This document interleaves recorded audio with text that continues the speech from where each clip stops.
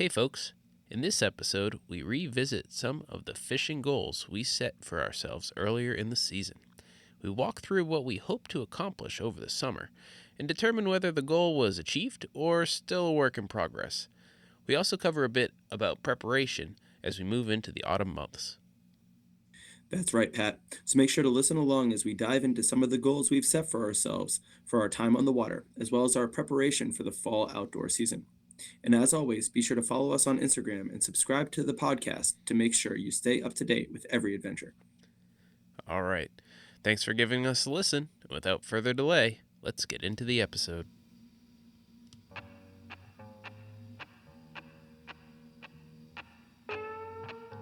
Welcome to the East Coast Hunt, Fish, Hike podcast. I'm Pat Carroll, hunter, fisherman, and general outdoor enthusiast. Join me and my brother Mike as we share tactics, recount stories, and plan our upcoming outdoor adventures.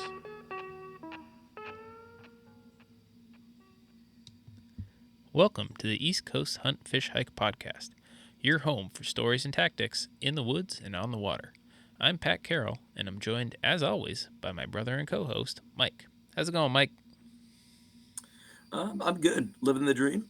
Things are going pretty well. Getting into some slightly cooler weather down here towards the Atlanta side of things. But things are going well. Things are going well. Making our way into the fall, which means we've got some outdoor adventures and some fishing and hiking that's out on the horizon. So things are looking good. Things are looking Yeah. up. Things are looking good. Yeah, very good, very good. So, in this episode, we recap where we stand on our fishing goals so far, and we discuss our plans for the upcoming hunting season. We've been through the summer and the spring. We're moving into the fall, and in this one, we're gonna take into take into time and reflect on some of our fishing that we've done over the last few months. We set these goals earlier in the season. We had an episode earlier where we discussed these goals. Now's kind of the time to kind of reflect back on those and see if we achieved any of those goals as we move into the fall here. We'll also do a little bit of talking about our planning as we move into the upcoming hunting season and any goals we may have there as we move into the fall.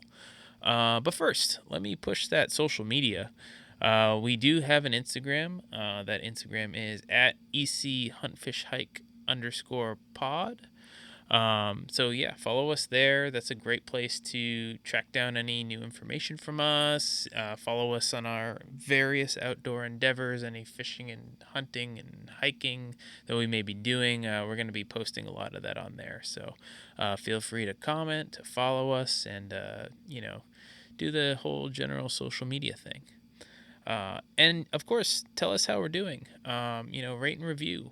That's the best way to move us up those charts and extend our reach to more listeners. Also, let us know what you want to hear about, because the more that you tell us those things, the more we can do a better job of making sure that we cater to your interests. So, let us know. Add those comments. Leave that review and a 5-star rating, and we'll be really appreciative of that. All right. So, moving into our recent outdoor endeavors. Mike, I'm going to send this one over to you first this time. So, Mike, what have you been up to? Yeah. What have you been getting up to outside? Uh, you know, um, at this point, it was a couple of weekends ago, but I did get a chance to do a little bit of fishing. We were up at the family lake house up towards Lake Kiowee, and we had a chance to be able to get up there. We were up there with a little bit of family. This was a couple of weekends ago, Nice. and so that always means that I'm gonna be trying as best as I can to get out onto the lake, especially those early mornings, to get some fishing in and so I took like 3 trips out over the course of the weekend. It was a Mm-hmm. long weekend that we took. And I took 3 mornings out there to try and catch some fish. And I got skunked every single session. Oh, I got no. skunked every single time that I went out there.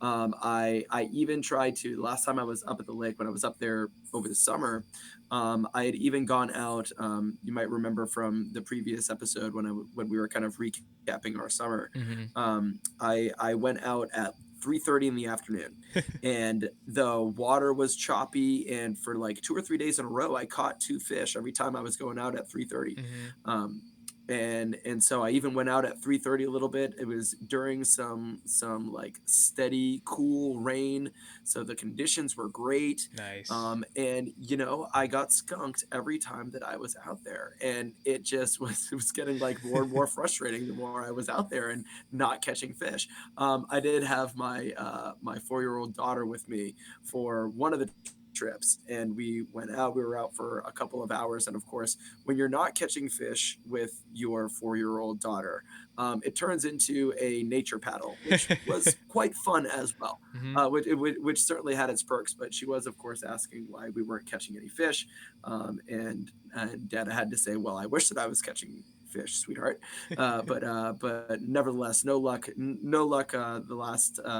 The couple of weekends ago when I was going and trying to catch some fish, but it did make for a nice paddle, and I was able to kind of enjoy the nature, and I was in the canoe because that's what kind of best and safest works with my 4-year-old daughter. And so we had a nice little paddle. She had her life vest and her little paddle, and I had my paddle too. So it was nice. Nice. But then also in terms of just being able to get outside, the football season actually is kind of coming to a close now. And we're making our way into soccer season for our 4-year-old, which is very exciting, and she is just beside herself.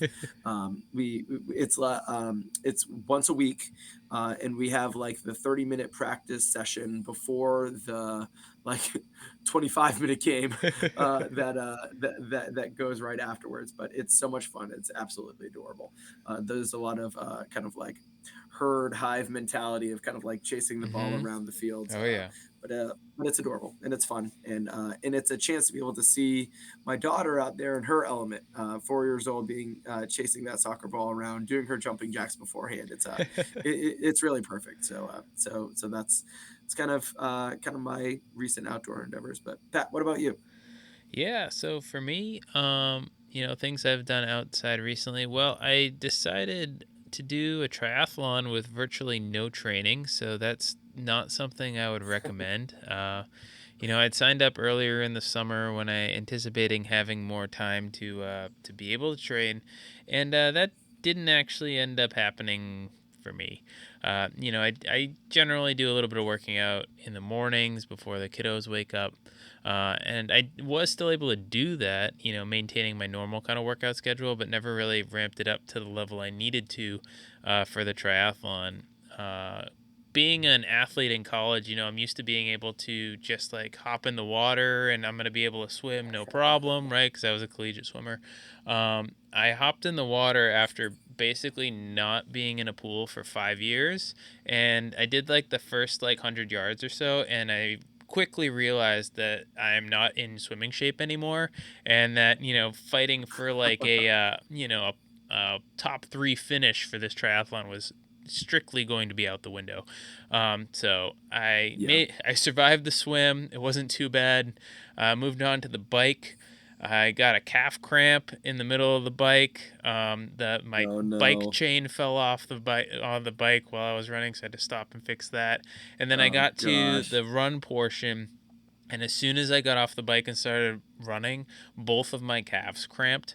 So I was like basically hobbling for like the first like half Oh mile my gosh, trying to like Pat. run through these calf cramps. And eventually finished and managed to at the run got better as my calves warmed up. It ended up not Yeah. being too bad, but I more or less had to walk the first half mile because I just could not physically run with my calves in that condition. Oh my So gosh. so that was a good time. Moral of this story is if you're doing a triathlon, you should train for it instead of just like Yeah, yeah. deciding to do it on a whim. Um, but it Goes was without saying. yeah, it does, right? But I mean, it was still fun. It was still, the atmosphere of those events is always really awesome. I think I still managed to finish kind of like middle of my age group pack, which is, really the best I was ever going to do with the level of training that I was doing. Yeah, So that was, fun in its own kind of crazy outdoor way. yeah. And then also, another thing that we've been doing recently is trying to get the kiddos out hiking a little bit more. So we did a short hike in southern Maine, just a little like half mile hike up a little mountain. It's like a little path through the woods is like a nice little area at the top of the mountain to be able to like look around. You get a nice view. Had some snacks up there, and the kids really enjoyed that. So that was really kind of another nice thing that we've done recently. Way to get outside and really trying to instill that like love of the outdoors and love of hiking in the little ones. And they seem to be taking on some of that, which is pretty cool. Good, good.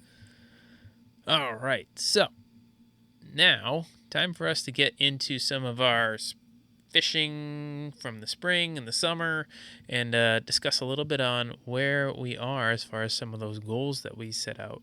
But before we get into the goals in specific, just a quick feeler, Mike. How do you feel the fishing's gone for you in this spring, this summer? So it is an interesting question. I uh, and I do feel like this goes for a lot of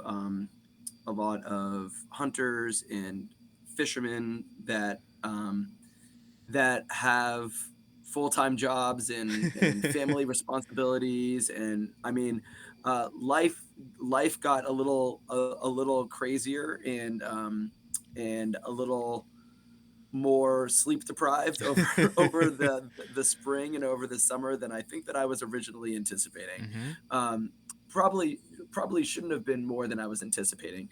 I've said on the podcast a number of times now. I've got a 4 year old daughter and a and our 1 year old son, and so throughout the spring, our son was like 6 7 months old. Over the summer our son was like 9 10 months old. And when we're in our house, we've got our son that's in the nursery, and we've got our daughter who's up in her room. And uh, then when we're in the lake house with the family, which is when I'm Mm-hmm. doing a great deal of my fishing. Mm-hmm. Well, that all four of us, my wife and my son and daughter, are all crammed into the same room.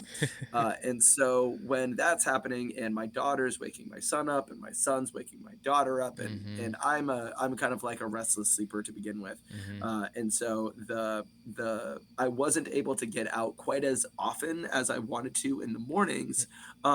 And so I needed to kind of adapt. Yeah. And so that's kind of what I learned to do when it came to like still staying and maintaining some of these outdoor sports and outdoor adventures. I've learned that I need to adapt a little bit more, and to be okay with less than ideal circumstances, Mm-hmm. and to kind of it has allowed me to appreciate more the times that that I am able to get out there, For whether sure. the conditions are perfect, whether the time is perfect, whether I'm out there getting out there at 7 o'clock because I was putting my son or my daughter back down, or if I'm getting out there right at the crack of dawn, or I've been up since for like 2 hours, and it's like, all right, well, now Mm-hmm. I'm just going to take the kayak out.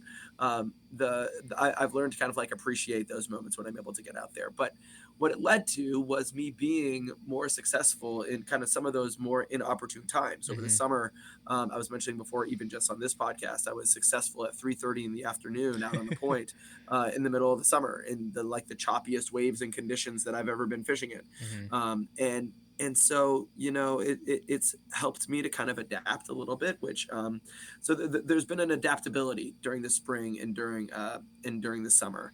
I wasn't able to get out as often in the spring, though I was able to get up there a couple of times. Mm-hmm. But the this past summer was, it's not that it was unseasonably warm, but I think that the weather really impacted more so than in other years that I've witnessed. That like the hot spells were really hot, Mm-hmm.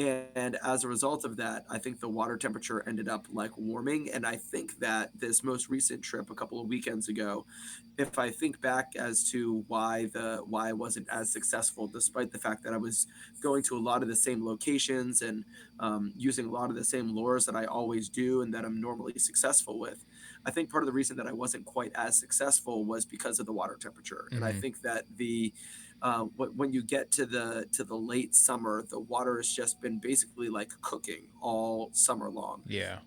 and thinking back to the spring, we had kind of an unseasonably like early start to the summer, and as a result, whereas sometimes with slightly cooler weather, you get a little bit of that opportune fishing that can push into May and maybe even sometimes into like early June.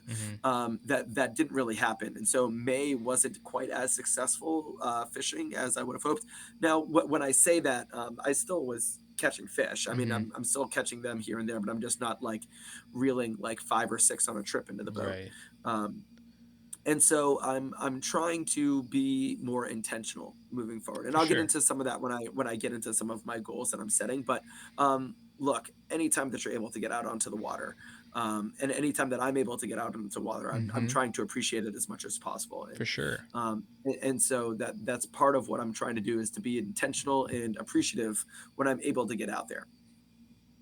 Yeah, for sure. No, I totally agree. I mean, the more responsibilities you have at home, the less time you're ultimately going to have to be able to do those things on the water or in the woods that you really want to do. So it's just a matter of being mindful of that and trying to capitalize on the situations that you have, right? You may not have as much Yeah, time, but and just trying to do what you can with the time that you have, right? yeah, it's like the one asset that you have like a limited supply of is it's not just money but time as Yeah, well. You only have so much time, and 100%. being able to kind of use your time, you got to prioritize it. If it's Hmm. something that's important to you, you got to prioritize it. The same as everything. Oh, yeah. And so I'm learning more and more that that's part of this, and that I need to prioritize it because I do care about it, and it is something that I want to make sure that I'm continuing to maintain, and so there's going to be an added kind of intentionality behind it moving Hmm. forward, which is good, which is a good Yeah. thing for me. No, absolutely.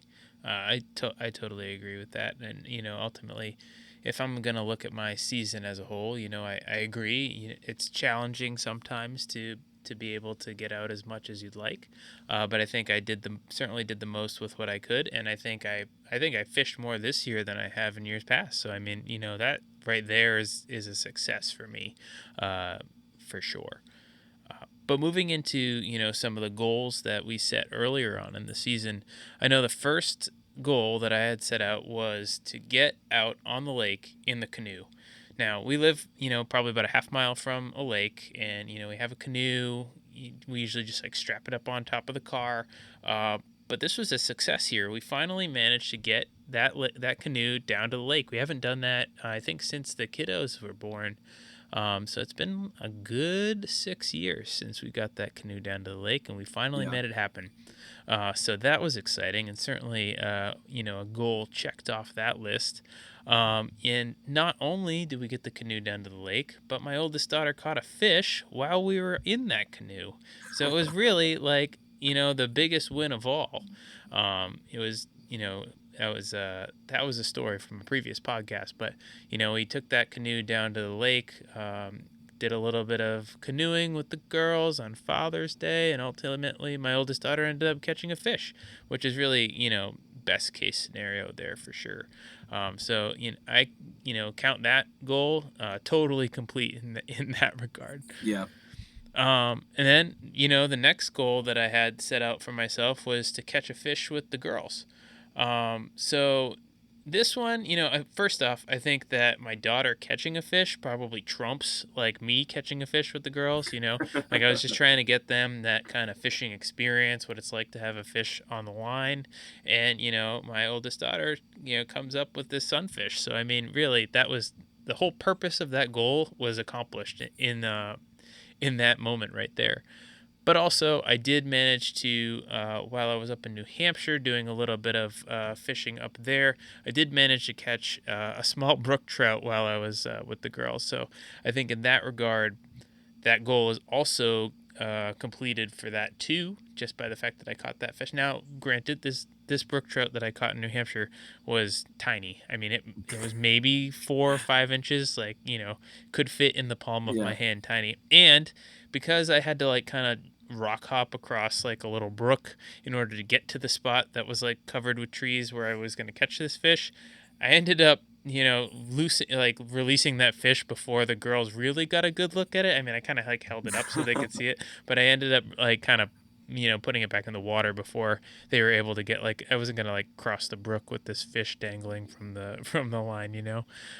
So I did Yeah. end up releasing that fish before they could get like a real good look at it. But since they did get a chance to look at the fish when we were in the canoe, I still definitely think that that's a success in that regard too. And then the last one, the last goal that I had, I believe, from this goal setting that we did earlier on in the summer, was to fish at least 4 times when my family went up to York Beach this summer. And this one I definitely did accomplish. I ended up getting out probably 3 or 4 mornings to try and catch a fish off the rocks behind the house. I did end up catching a little pollock, which I say little, but for a saltwater fish is still probably about 14 inches or so, which is a Yeah. good size fish. But for that type of fish, it's really not huge. So that was successful. I did get out that many times, but I did also another part of that goal. It was like, I guess, like a stretch goal to to some degree, was to get some pizza and go down to the beach one evening and do some fishing on the beach with like kind of the whole family, kind of make it like a family thing. Everybody goes down to the beach, we get some pizza, we hang out on the beach. Maybe I throw a line in the water, see what happens. And that happened. We managed to make that happen. I convinced the rest of the family. So Nice. I'm up down with my wife. She has a couple sisters. Her parents are with us. I convinced everybody to come down to the beach. It was like a nice day. So like we get some pizzas down there. We get everybody down there. It's looking good. And earlier in the trip, I had tried to do a little bit of like surf casting during the day, and the water was clear. There's like no seaweed or anything like that. I'm like, oh cool, I'm gonna go like cast out into the ocean, see if we catch anything. There weren't that many people around, so I wasn't too concerned about actually getting in, like hooking a person or getting anybody tangled up in the line. I mean, these are pretty crowded beaches in the summer. um, but I start fishing a little bit, and then like the lifeguard comes up and is like, "Hey, you can't fish here while lifeguards are on duty. You have to wait until after 4:30." I was like, "All right, well that's fine. I can do that. It's no big deal. It's not like I'm only here to do this. I'm also here with my kids, having fun with them, so that's no big deal." And besides, that also gave me a little bit of information from we were gonna planning on to do beach pizza. It's like, oh, okay, we'll go after 4:30, so we don't have to worry about the lifeguards yelling at me for fishing when I'm not supposed to be. So that was Yeah. nice. So we get down there, we're doing the beach pizza. It's past 4:30, things are looking good, but I start seeing in the waves some like seaweed. I was like, oh, this may be problematic. Seaweed and fishing sometimes isn't the best pairing. So I walk the coast a little bit, try and find an area that looks a little bit less seaweedy, and like send out my line. And I'm like, all right, well, we'll see what happens. Well, what ended up happening is all the seaweed that I couldn't see because I thought I was in an area that might have been clear, basically like attached to my line. So every time, like, so once I Oh started no. reeling it up, I'd reel in like, I don't know, 3 or 4 feet, and then I'd have to like pick off all these tiny little bits of seaweed. Now, great, like when you cast Oh out a line, it's no. like 100 yards, right? Like, I mean, we're talking like a relatively, maybe not 100 yards, but it's a pretty long cast, especially when you're surf casting, right? You're trying to Yeah. get it out past the breakers. So it took me literally like, I would say a solid 10 to 15 minutes of reeling in like 1 yard at a time and then like picking off the seaweed in order to get my line back. And then at that point, I was done. I said, you know what, we're done with this. We Yeah. count it as something that I did, but never again will I try and surf cast when there's seaweed that I can see, because this is a nightmare pulling that off. Yeah. So that one, definitely going to call it a success. I definitely think the family had enough fun with the pizza on the beach that we can maybe make this happen again in years to come. So that will be kind of exciting. Hopefully we can turn the corner, have a little bit less seaweed, a little bit more fishing the next time. But ultimately, I'm gonna look at my fishing season over the summer and say, with all those 3 goals checked off, it was a pretty big success for me. Yeah. No, that's awesome. That's great. And the family buy-in is always important. And it sounds like you've definitely got that there.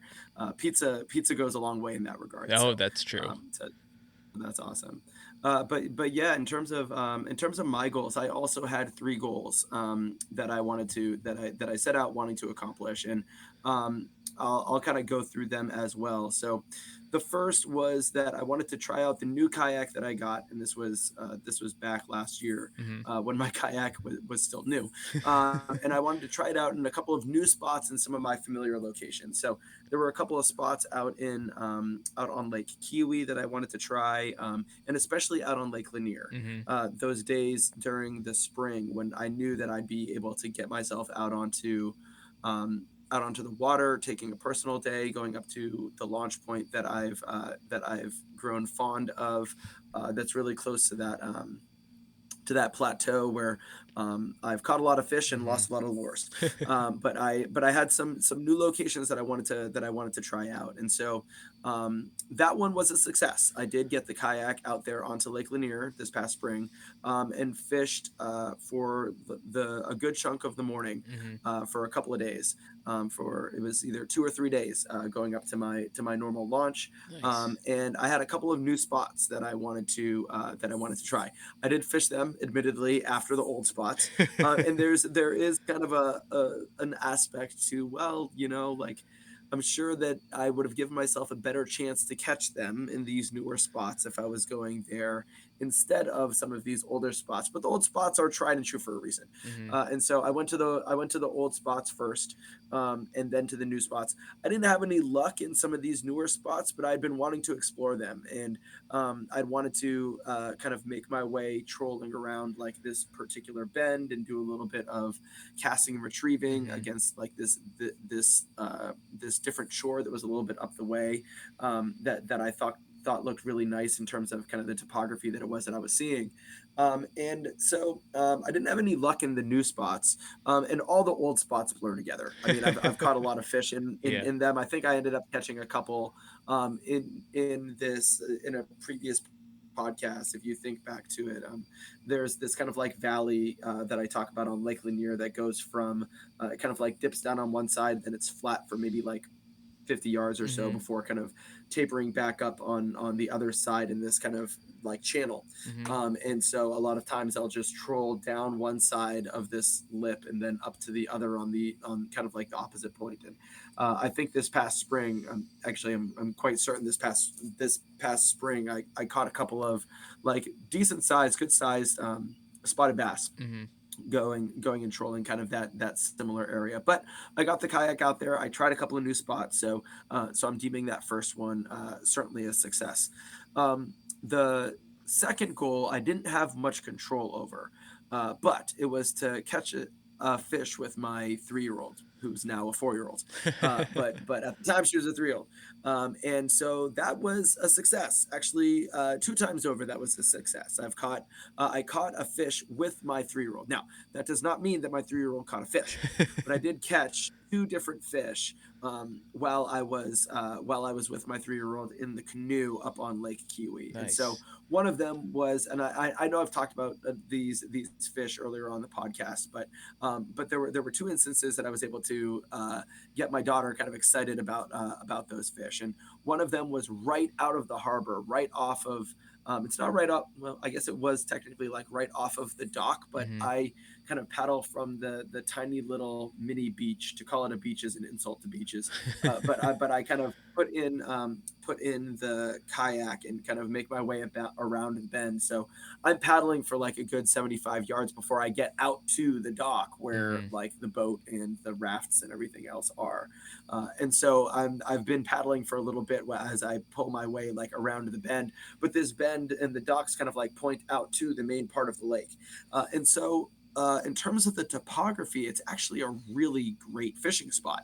I've caught quite a few fish actually coming right through this area. In fact, if you look at it, it's very similar to that valley that I just described, only Ah. kind of like turned 90 degrees. Yeah. And so when you're coming out of the bend, you're kind of coming at an angle along one end of the valley down, under the water, and then up towards the other end of the valley as I'm making my way out towards the point. And so if you've got a line in the water as you're making your way out there, which I always do, there's a chance that you're going to be able to catch a fish coming right out of that harbor. Mm. And that's what I did the first time. I caught a fish while my like the line was barely in the water. And this was the first time that I caught a fish with my daughter in the canoe. And as a result, she thought that that's what happens every time that you go fishing is you just throw the line in the water, and then 7 minutes later you get yourself a fish, which is certainly not the case. But nevertheless, I was able to catch one with her trolling right out of the harbor. And then the second one I actually caught casting and retrieving out on the point, which was the first fish that I had caught in a couple of trips casting and retrieving. And so I've been very successful um, trolling Hmm. the last couple of times I'd been up on Lake Lanier. And so I was out there in the canoe casting and retrieving, and was really excited to be able to catch that fish with my daughter in the canoe casting and retrieving. She was so excited. We took our pictures, but she was a little bit squeamish of the fish on the line. But nevertheless, we got the pictures, and she was all excited. And then approximately 10 minutes later, she wanted to go back home Ah, because she was done. yep. When she catches the fish, she's very goal oriented, and so she wanted to get right back home. Which at that point, I'm not gonna fight her on. You know, I No, was for successful sure. in my fishing. I had fun with her out there.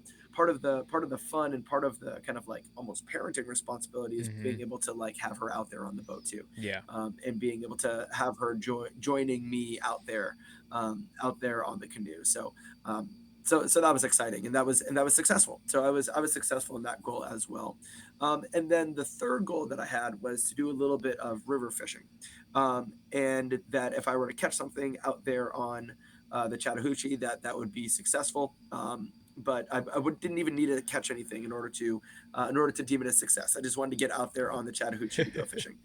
This goal was not successful. I was not able to get out there on the Chattahoochee, despite the fact that I'm so much closer to the Chattahoochee. Less than a mile from the Chattahoochee, Hmm. and yet I was successful in being able to get up to Lake Lanier. I was successful in being able to get up to Lake Huey, which is like 2.5 hours away, but I'm not able to get to the one that's like just outside my backyard. But still. You know, there is a little bit of some of that prioritizing that ends up going into this. Hmm. And while I wasn't able to get out there on the Chattahoochee, which is still a goal that is to come, Hmm. I'm not giving up on fishing on the Chattahoochee. In fact, towards the end of the episode, I've got some thoughts and some plans actually to get out onto the Chattahoochee in a slightly Ooh, different way. nice. Uh, but I get so few personal days, Hmm. and with the I mean, coaching responsibilities, family responsibilities, I've got writing responsibilities, and so for me a lot of time podcasting Yeah. responsibilities, you know, like with all the responsibilities, I have to be mindful and I have to be intentional. And if I'm gonna take a personal day, I want to make sure that I'm spending the time that I can doing what it is that I can. Yeah. And so, and that goes for outdoor fishing. That goes for golfing. That Hmm. goes for doing some writing. And so, I think in my attempt at being intentional, and my attempt at being trying to do probably a little bit too much on those few personal days that it is that I get, I ended up prioritizing going up to Lake Lanier a little bit more. Hmm. Um, because that's what I know, Yeah. and it's what I feel comfortable with when I do get those few days off. And so, I wasn't successful in being able to get out on there, um, onto the Chattahoochee. It would seem as though this would be the goal that I have the most control over. I mean, my daughter being there when I'm catching a fish, definitely don't have any control over that. And you know, life comes up when it comes to trying to get the kayak out there on the water. Hmm. But nevertheless, I had fewer fall fishing opportunities, which is when I kind of envisioned myself being able Mm. to get out there Yeah. onto the Chattahoochee. But you know, we're just getting into the fall now, so there is a chance that we're going to be able to make something like that happen. This last year, we had made the decision.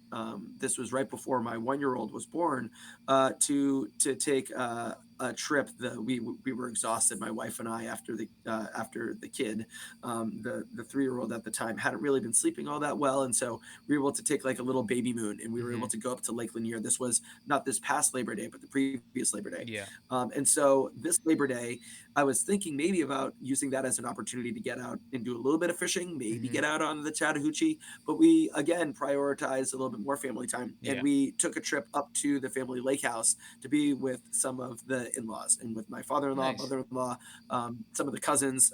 We're all up there together, and so again is a little bit of that prioritizing. So Yeah. um, when I think about it that way, I'm not necessarily upset about the fact that I haven't gotten out onto the Chattahoochee yet.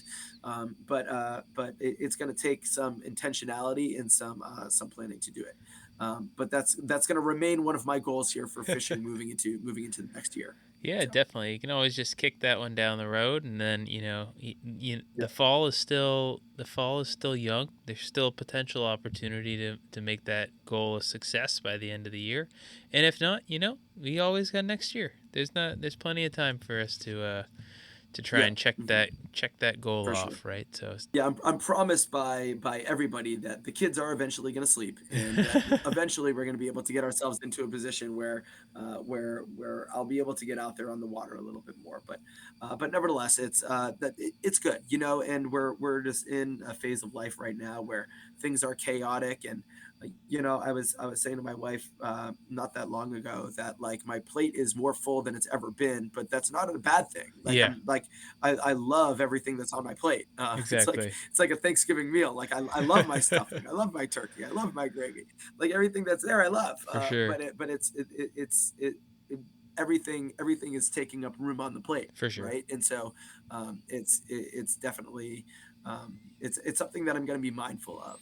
But it's something that I'm enjoying, and it's something that I'm going to continue to enjoy, and it's going to be something that I'm going to continue to want to carve out that time for, Oh yeah. whatever it is that I have it, as little as it might be. Totally, for sure. Hey, when your plate gets too full, that just means you got to go vertical, right? You just got to stack it right Yeah, on top, right? That's it. or get another plate.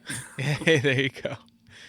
All right, well, that pretty much sums up how our fishing season has gone so far. We kind of covered the goals that we set out earlier and kind of where we stand on that. So now it's going to be a good time for us to move into hunting season prep.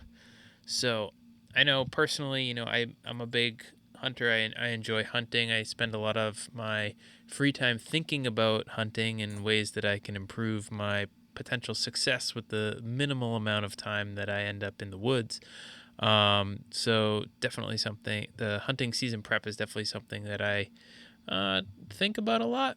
I try to take seriously, although I only have so much time that I can this goes to the same prioritization conversation we were just having, Mike, but just only so many days or hours I can put into getting into the woods. So it always ends up being, I do what I can, but sometimes the family is going to take priority over that, and I don't feel bad about that. Um, Yeah, but as we move into hunting season prep, the first thing I like to do is try and figure out, what did I learn from last year, and what can the data from the trail cameras that I had in the woods tell me, in order to make my few days that I can be in the woods a little bit more successful. So usually I end up yeah, putting my trail cameras up during the summer. I'll leave them in over the course of the whole year, and I'll pull them down. Usually around that February time frame, and I'll take a look at those pictures. I'll try and correlate the deer movement to specific days or seasons. If deer tend to be more active in October versus November, that might be a better early season spot versus if there's a lot of activity late November versus early November. That information helps me determine when a spot might be more active versus a time where the deer may not be there, right? So those are kind of like the how I'm using some of that trail camera information in order to determine what spots I want to use. So I managed to get my trail cameras up this year in that like July time frame, which was a little later than usual. So next year I'll get a little bit less pictures than I did the previous year, but that's okay. Um, And, one thing I learned from last year during kind of scouting was that I found that kind of deeper marsh spot. So this was an area that was a little bit deeper towards the marshy area that I hunt. Then it had a lot of scrapes. So that's when the deer are kind of scraping the ground during when they're trying to communicate with one another via scent. And it also had a lot of rubs. So that's when the bucks are rubbing their antlers on the trees in order to, once again, leave their scent, kind of tell other deer this is an area that they frequent, as well as trying to communicate with some of those does as well. But this deep marsh spot had a lot of that activity, or seemingly a lot of that activity going on. So Okay. I just kind of made a mental note that this was an area that I needed to check out in either later in the year or next year. So certainly something that I learned from my scouting from last year. And then, taking that information along with my trail camera data, trying to figure out, why are these deer here? Is there a reason that they like this area versus another? And I think that, part of the reason they like this deeper marsh spot is that as the foliage comes off the trees, there's less leaf cover, and that deep marsh spot is a little bit more covered than other areas. So I think they're kind of holing up in that area as we move into the rut, as we move into the more active deer season, to maintain their cover and make sure that they have an area that is safe for them. So that's kind of where I took this trail camera information and how I'm planning on setting up moving into this hunting season. So I did set up a trail camera early on this year with a mock scrape. So mock scrapes basically are basically me making a scrape, right? So Oh, I okay. usually I put these in front of most of the cameras for a couple reasons. One, it allows it's a good focal point for deer. Like if they see that, they're more drawn to like come over to it. And usually I'll put a little bit of deer scent in it as well. It'll allow me to get Mhm. a few extra pictures, right? Especially when that scrape is first made. But also, I was listening to a podcast a few years ago, and they did like this study where they basically took this wooded area and they had a whole bunch of mock scrapes in it, right? So they made scrapes kind of like all over the place, and they monitored those. They put trail cameras on like all of them, and they monitored it over the course of the year. And they saw that about half of those like whole bunch of scrapes that they made, so these were scrapes, man-made scrapes, about half of them were still being used by the deer in the fall, even though these were made by people like in the summer months. Wow. So my figuring on this, right, is that like, okay, if I make a mock scrape, yeah, there's like a 50-50 chance that is an area that the deer are going to continue to use as they move into the hunting season, right? So that's another Yeah. way for me to try and manipulate the deer movement and try and get them into an area where they may be a little bit more susceptible for me to hunt them. Yeah, So definitely, I'm sure a bit of like a chicken and the egg situation there of as to yeah. whether the deer are kind of like here in the area giving you the scrapes that the natural scrapes that are Mm-hmm. there, and so you're kind of like feeding off of that, and then it kind of like works in a cyclical way where now they're going to be kind of like using those mock ones Mm-hmm. as they go forward. So Exactly. that's interesting, and that's really cool. Yeah. No, I mean that's exactly the idea, is to try and pull like they're in the area. Okay, now I'm gonna try and pull them that extra like 10 yards. That's a little bit out of their comfort zone, a little bit closer to me, to give me that opportunity that I may not have had otherwise, right? So that's kind of the Hmm. the strategy there. The other thing I noticed from my trail cameras is that there was a lot of activity in the second week of November. So this would be like November 15th to like the 20th. I saw that like a lot of my trail cameras were really getting active in that time frame, and that's not really that surprising, right? That's like pretty much right in the middle of the rut. That's when the deer are going to be the most active, so it's not really a surprising that would be the most active time for them.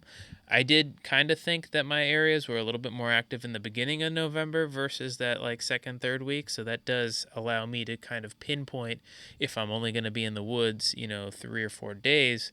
That allows me to kind of focus on potentially those weeks versus the first week as being more active for the deer. So that's just an additional thing that I picked up from Yeah. the Mhm. cameras.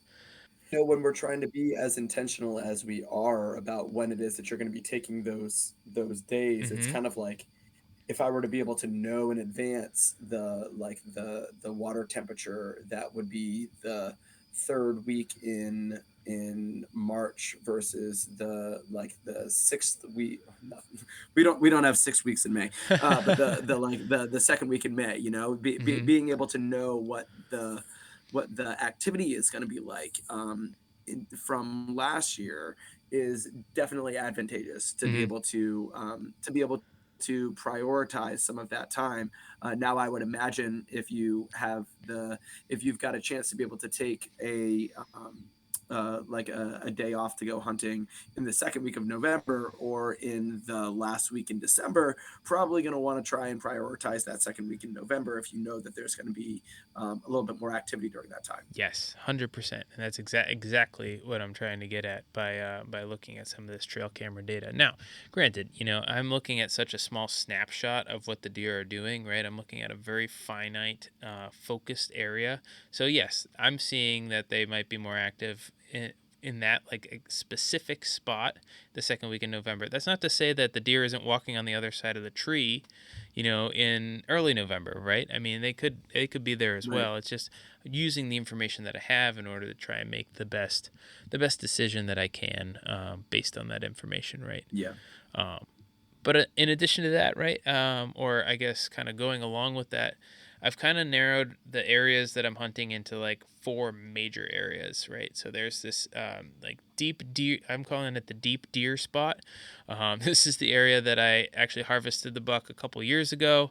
I've gotten a lot of good pictures in October, early November in this. It's kind of like on a marshy edge, but it's also like it's kind of where like a marsh and like a small river kind of come together.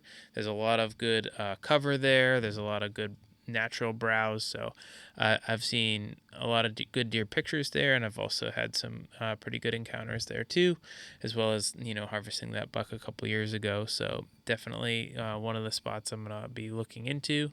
Have that deep marsh spot. So this is the spot that I found last year while I was walking around, while I was doing a little bit of scouting. I don't have any trail camera data on this spot, so I'm kind of using the information that I have from my other spots in order to try and estimate what I think the wind tendencies are going to be there, what I think the deer are going to be doing as they move through there. However, I do know that as of last year, that second and third week in November is when a lot of the sign was being made. So that gives me kind of a date time frame to focus on when I'm thinking about potentially hunting that area. I have an additional spot that I'm calling like the early marsh spot. It's also kind of a marshy area between kind of on in this like little valley area between two small hills.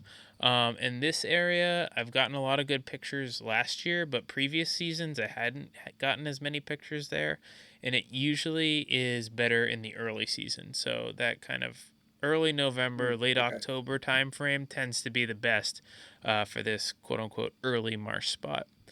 And then the fourth and final spot that I've actually had probably the most deer encounters is this kind of oak flat area. So this is an area that has a lot of oak trees. It's kind of this saddle between these two smaller hills. And I've seen a lot of deer, specifically on a north wind, traveling this area. Now, I haven't quite decided on if it's explicitly when the oaks have a lot of acorns or not. I do think that there is, certainly a number of the times I've seen deer, there have been a lot of acorns. There's a couple times I've seen deer there that I think they might have just been traveling through. It might not have been anything to do with the acorns. So, still trying to determine if like how much the acorns are playing a role in the deer movement in that specific area. But one thing that I do know is that if there's a north wind, that area tends to be favorable. So if an afternoon north wind or even a morning north wind through there, I'm going to be looking to potentially utilize that Oak Flat area for a spot.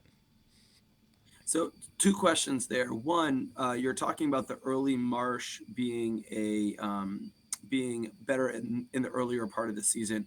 Why do you think that is? Why do you think that that particular area is better in the earlier part, or do you just have no idea? Yeah, well, one is trail camera pictures, right? So I've seen more Okay. camera pictures in the early part of the season versus the late. But the other thing is, I think, cover.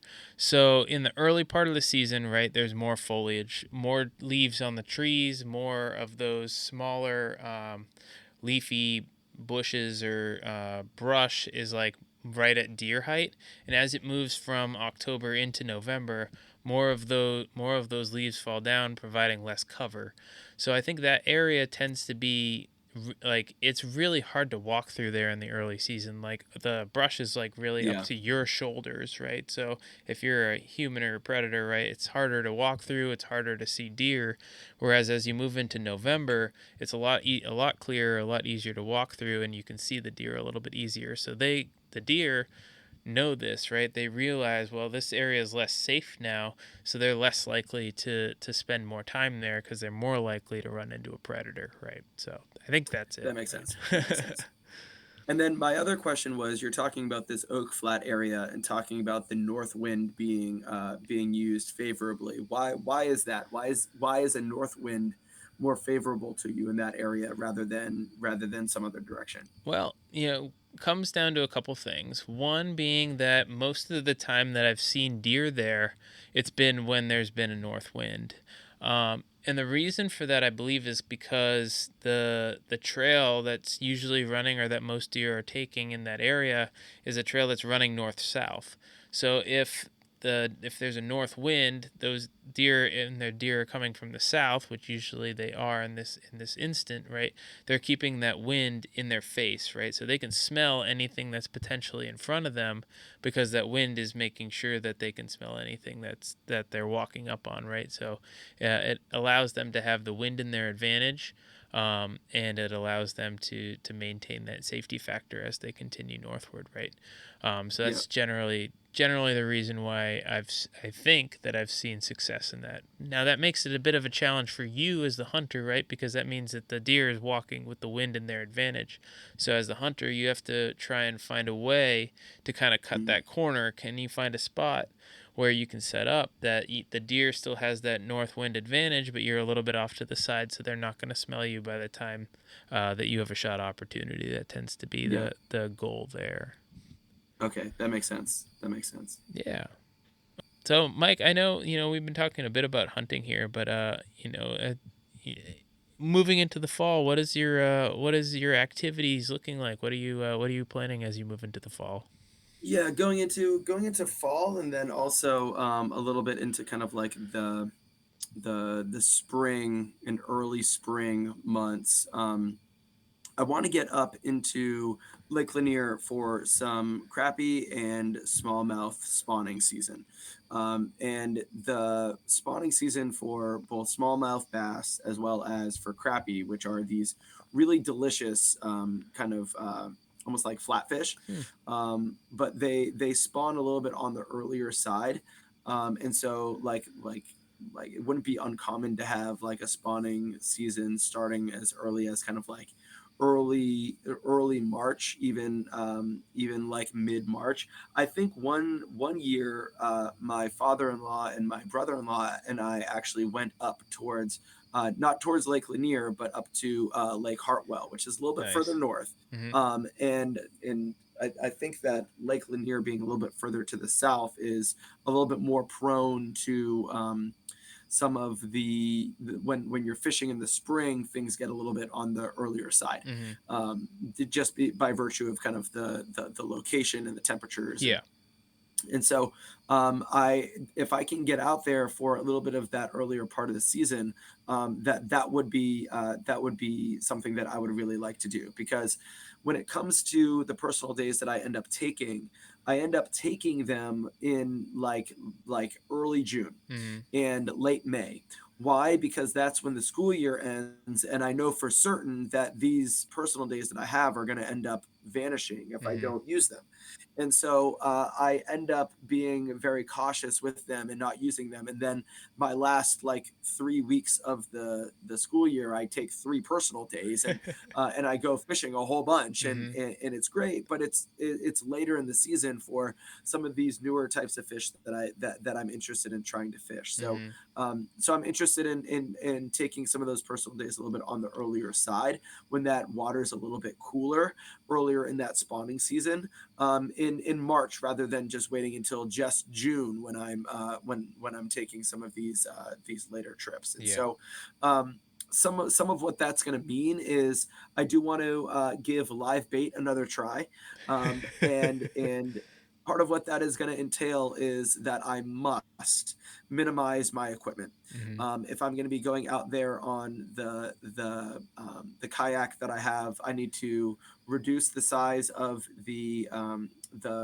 bait well that I'm going to be using. Mhm. I need to make sure that I go out there with only one rod instead of two, so that I can have just a down line that I'm focusing on and not Mhm. worry about casting and retrieving Yeah, while I have my live bait line there. I have to minimize the operation, for sure. and so that's something that I'm looking forward to doing in some of those earlier months. And there are a couple of new different locations in some of my familiar spots up on Lake Lanier. There's another kind of direction around a different bend where I'm looking forward to casting and retrieving a little Mhm. bit. And so, um, and all of this on kind of like the slightly earlier side of the season to try and get that spawn time a little bit more. So, Nice. all from that same launch point that I've grown really fond of. But the when it comes to kind of like the spring and then summer fishing, but particularly the spring fishing, when I'm talking about using some of my personal days, I want to have a little bit more of a reasonable outlook, and by that I mean Lake Hartwell and Lake Alatoona are wonderful, deep lakes, but they're also farther away. Mhm. And so when I'm taking some of these personal days, I think that it's in my best interest to again kind of minimize the operation and Yeah. not be looking to take an hour and a half drive on the one day that I have. That I have a personal day. That means getting up an hour and a half earlier than I otherwise would have to be able to get to Lake Lanier, or even if I'm just going to down to the Chattahoochee. Mhm. So I wanna kind of minimize the operation there. I had these great grand aspirations of being able to get up at the crack of dawn. Well, sleep's important too, Mhm. and I know that when you're fishing, it's so important and so vital to be able to get out there at such an opportune time. But I want to kind of minimize the operation. And Yeah. if I can have as much fun going up to Lake Lanier, which is an hour shorter than the drive up to Hartwell or to Alatoona, then that's what I should be doing. Mhm. And there's plenty of other spots and new launch points that I can kind of that I can play with, and still be able to kind of be doing some new stuff. I do want to get out on the Chattahoochee. I haven't had a chance to be able to take the personal days to be able to do that yet, but I was just talking with a buddy of mine. Shout out to Larry if you're listening. But Larry Rogers is a close friend of mine, and he's a coworker of mine.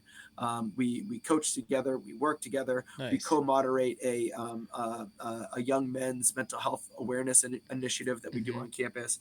And so Larry and I over the years have gotten very close, um, and he recently just sold kind of like his family lake house, but in doing so, he kept a small flat fishing skiff Oh, that he was chatting with me after football practice a couple of weeks ago, and he wants to take me out onto the Chattahoochee there to you a couple go. of places that his dad used to bring him Oh, fun. to go fishing, and he's got kind of the skiff that's going to make that a much more enjoyable process than being out there in the kayak where I don't really know where it is that I'm going. So Mhm. so I'm looking forward to taking a trip with Larry out onto the Chattahoochee because it's a river that I haven't fished before, Mhm. and because I'm so interested and because I'm so close, I'm really interested in wanting to do that, and wanting to make sure that I'm making the most of that. More to that, more on that to come with some personal days that I'm looking forward to possibly using in a different way, to be able to make some Chattahoochee fishing happen. Some of the preparation that this is going to mean, I'd like to find a new bait shop that's a little bit closer to the launch point that I like. I'm going to need to restock some of those Rapala shad lures that I've spoken so highly of on this podcast already, and some of that river fishing, and getting myself ready for some of that is going to be dependent on some of my conversations with Larry in preparation. I want to talk with him about whether he's using some like fake lures, what Mm-hmm. he's using, if that's the case, if he's using fake worms, if he's using live bait, if that's the case, where is he getting it, what's that mean, how can I find some lures that might imitate that. And then lastly, I've got some new possible opportunities when it comes to hunting and fishing. I'm looking forward to in the really in kind of like the winter months, in December, possibly coming up north. Pat, you and I have talked about it, Mm-hmm. trying to maybe do a little bit of ice fishing or some fishing up north, Mm-hmm. if the weather permits and if the time permits, up on the lake near you. I would really love that. I'd love to be able to Yeah, get for out there sure. on the lake with you. It'd be a lot of fun. And I am dedicating myself, over these months to getting my hunting license, Hey, there we go. so that I'm able to do some bow hunting, Mm-hmm. maybe late in this season. If Mm-hmm. not late in this season, then next year or in future seasons. Nice. But I'm in the process of purchasing. I think I've selected the hunter safety course that it is that I want to do. Nice. There are a couple that are run through different, organizations, Mm-hmm. and the the Georgia Department of Natural Resources Mm-hmm. does have, like a number that they will validate, Right. um, in um, in in validating for hunting licenses. Mm-hmm. There are a couple. There's one that's done by the NRA um, that is a free course that's Mm-hmm. online. That's a hunter safety course Oh, that cool. is validated for hunters in Georgia, but it's not validated in all states. Oh, And okay. so, if part of what it is that I want to do is be able to hunt in Georgia, yes, but I also really want to get up north and do Yeah. some hunting with you, Pat, up Mm-hmm. in some of these areas that you're talking about so often on the podcast. And so, if that's going to be the case, I want to be really careful. If this is going to be the hunter safety course that I'm going to be taking, I want to make sure that it's one that is going to be validated in Massachusetts as well. Yeah. And so I want to do all of my due diligence to make sure that the one that I'm selecting and purchasing, if it comes to purchasing, they're not breaking the bank. They range from like $30 to $50, Yeah. but I want to make sure that the one that I'm doing is a good one, and that For sure. it's gonna be validated at the end of the day. Yeah. And so that is kind of like it's made its way onto my kind of like monthly to-do list. And Mm-hmm. so it's like it finds its way into my wife and I. We talk at the start of every week about like our to-do list, the different Mm-hmm. things we got like on the month coming up. And so that's on my monthly to-do list right now. And when I'm done with kind of like my weekly to-do list, that's when I'm able to start getting to some of those things. And every now and then, when the things that are on my monthly to-do list look a little bit more appealing than what's on my weekly to-do list, I'll get to those a little bit on the earlier side, which is why even earlier today I was taking a look at some of these courses. So yeah, I'm excited about some of the prospects that I have coming up. Looking forward to, if this kind of makes sense to you guys listening out there, to kind of trimming down the operation Mm-hmm. and to being intentional about my operation. You can pretty much see it in kind of the form of, instead of taking 3 lines out there in my kayak, just kind of reducing it to one or Right. maybe two. But like really reducing the operation so that I'm making the most of the time that it is that I'm able to take.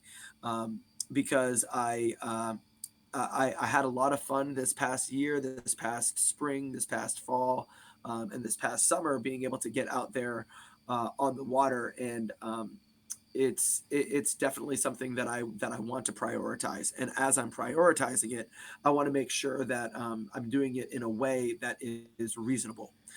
and that I'm going to be able to enjoy myself while I'm doing it. And so there's some intentionality in that, but as a result of that, I'm really looking forward to it. Yeah, for sure. I remember doing my hunter safety. So Massachusetts is a little bit strict when it comes to theirs. You have to do it. You have to have like an in at the time you had to have like an in-person course. So I ended up they only had like a few different sites in Massachusetts that were offering it, so I ended up going over to Maine in order to do the hunter safety up Okay. there. It was like mostly online. Like you had to show up for like the first day. It was just like an hour, kind of like this is what the course is going to be like. At the time they gave, I don't remember if it was like a downloadable like PDF type deal or if it was like a physical like booklet. But I did the course work and then had to show up for like an eight hour like all day course up in Maine Oh my to gosh.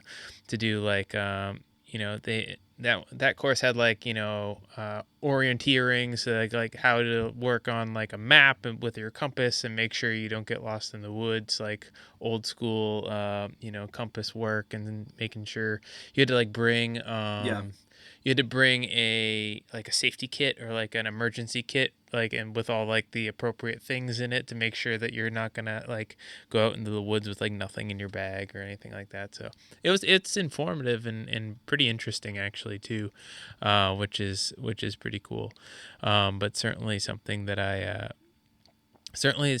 enjoyed, and something that I really, really had fun with as we moved into hunter safety. And then I actually ended up doing a bow hunter safety course through also online, also from Maine. That was a little bit easier in the sense that it was just strictly online. You basically just like flipped through the pages and then did your like questions at the end. But that was also pretty informative too, because it gave you some ideas as far as like shot angles and different things with the deer, and like how you're actually going to be like tracking down the animal, and specifics on how you do that with a bow versus with a gun, tree stand safety, stuff like that, which wasn't covered in the original course, which was pretty cool.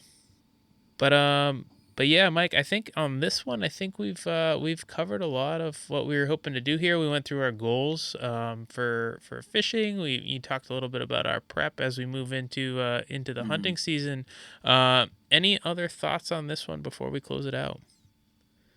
No, no, it's been a good podcast, and I've really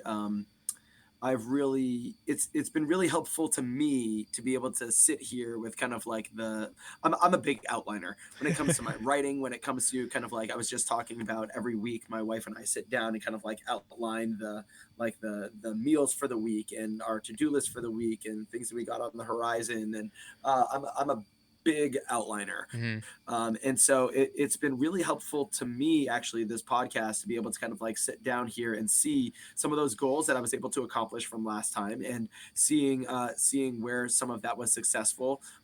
Still not being able to get out on the Chattahoochee, but kind of like knowing that that's something that I'm going to continue to Mm-hmm. prioritize because it's something that that I want to make sure that I'm doing. And then also to be able to see everything here and being able to like almost hear myself talk about needing to trim things down and be intentional Mm-hmm. about these types of things. It's been really helpful to me to kind of do this at the start of the season, and it's almost kind of like invigorating to me that I'm going to be able to make my way into the season here with kind of a clearer mindset of what it is that I'm trying to accomplish. So thank you, Pat, for setting this up, and then also thank you for you guys listening at home, to you guys as well, who I know are going to hold me accountable to these goals that I'm setting. Though I will say that I am trying to kind of truncate and abbreviate things quite a bit here, but nevertheless, it's been really helpful to me to kind of outline and get this on the sheet, and it's now like my study guide. That now I know what it is that that I'm planning on doing for the next year. So we got to make a habit of this Oh yeah, so that I can kind of continue to get myself outlined and ready to go at the start of the season. But absolutely. No, anything else to add, Pat, as we're closing up here? No, I do agree. I think outlines are hugely helpful in a lot of aspects, but in this regard, I think the outline allows you to break it into chunks, right? Into Yeah. manageable pieces that are going to help you to attain that goal, right? So I think that, for hunting, breaking it into the specifics of the early season or the late season, what you're going to do where, those are, I think, can be critical to your success. And, similar with fishing, being able to break down what you're hoping to accomplish into smaller pieces will allows you to kind of you take little bites off of that whole big piece and attain the goal that you're hoping to achieve.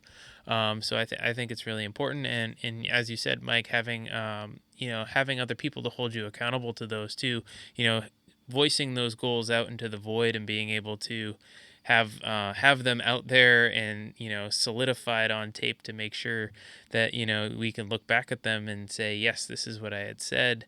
I think that's important too, to be able to hold yourself accountable and hold each other accountable there. So Well, um, well, let me just say this, Pat, because in terms of holding one another accountable, I find it very hard to believe that I'd be so persistent in going through the hunter safety course and going through this if it weren't for you. So I think I do have you to thank for kind of holding me accountable for that. You've been persistent in that regard to make sure that this is something that we both care about quite a bit, and it's something that we want to prioritize. And so being able to kind of prioritize that and see how much you're prioritizing that, it's something that's helping me to hold myself accountable for continuing to have that on the to-do list, to make hmm sure that it's something that's always on the back of my mind, and I'm not going to forget about it because well, a, you're there to make sure that I'm not forgetting about it, but also it's kind of like on the forefront of my mind. And part of the reason for that is because it is important to me and it's important to our family, hmm and it's something that we both grew up with. And I think you can listen back to the last tally ho hunting trips, to the camp episodes, those two episodes that we ended up breaking that into two parts hmm because it was such a momentous kind of like hunting memory of mine. And hmm I think that you can hear some of the passion in that, in back in that episode of just how much I do want to prioritize this. So it's been helpful to me to have you kind of like on my shoulder, kind of making sure that I'm held accountable there. So it's not just the listeners at home; it's you doing your fair share in that regard as well. Well, I do what I can. No, I'm real excited to hear that you're looking into that. I'll be super excited when you do have that hunter safety course under your belt, because then we can start the real planning. We can start planning for you to come up here. We can maybe start planning that next trip to the camp and see what that all looks like. Because half the fun on these hunts, for me at least, is the planning, right? I get to plan, like if we're gonna be going someplace new, I get to plan out where I'm gonna hunt there, or even if it down to like the food or where we're gonna stay, stuff like Yeah. that. Hmm. That's like half the fun for me too. So Yeah. but it all starts with you getting that hunter safety course, so then I can have a buddy on some of these some of these hunts, because right now I don't have a lot of other hunting buddies to go along with me. So I really need your Yeah. help on that Yeah. regard, Mike. Yeah, no, absolutely. I'm excited to be in starting off into this process for sure. All right.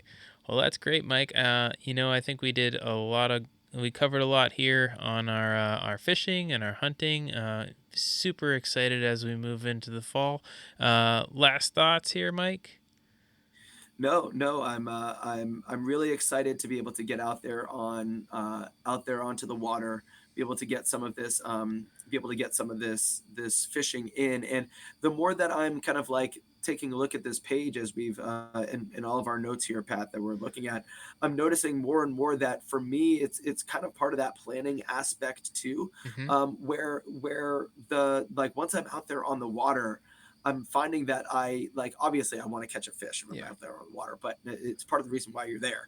But I'm enjoying myself regardless, Mm-hmm. and I'm finding myself more and more enjoying myself regardless of whether I catch the fish or not. And that's something that I think comes with the prioritizing of it and the mindfulness of it.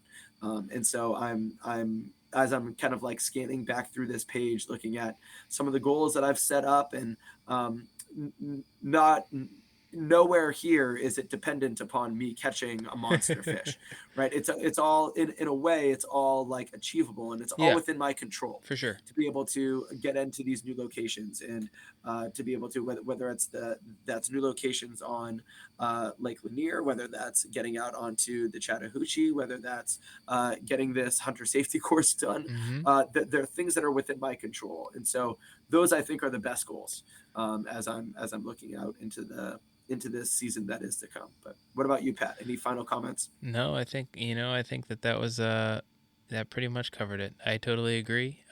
Goal setting is important, but I think that it's always important to have goals that you can achieve, regardless of if you're gonna catch that big fish or get that big buck. So, certainly, really like to hear that coming from you. But yeah, no, I think this is gonna be pretty much gonna cover it for us. I think I'm getting super excited for the fall. I'm hoping to get out there, start my hunting season in the next couple of weeks. But yeah, until next time, thanks for listening, and get outside, have some fun out there.